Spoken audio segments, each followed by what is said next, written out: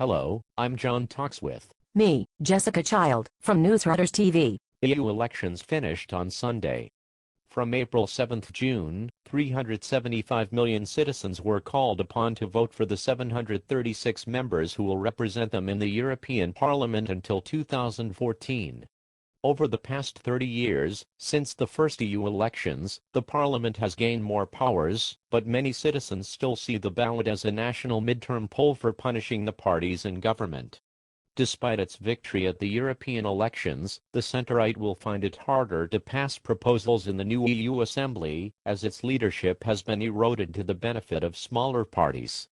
Nevertheless, EU leaders are expected to agree to nominate the former Portuguese Prime Minister for a second five-year term at the head of the EU executive during an EU summit on 18-19 June. The Greens were the only party to gain seats in the new assembly. Amid growing uncertainty about future majorities in Parliament, the Liberals now see themselves as kingmakers in the new assembly.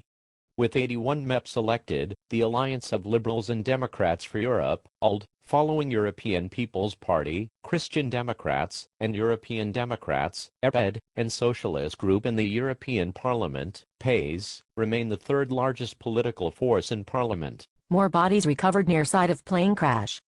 Searchers pulled 17 bodies from the Atlantic as French officials confirmed that their investigation was focusing on airspeed data.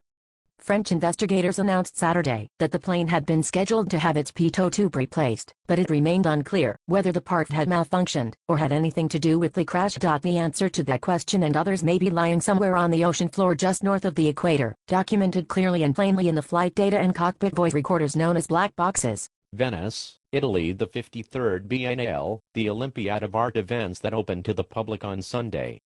The organizers tried to play down any financial pressure this year, but acknowledged that they had $1.4 million less in their budget to work with than 2 years ago.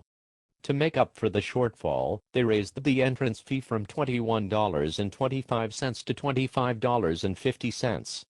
Still, everybody wanted to be included, and no artist said no.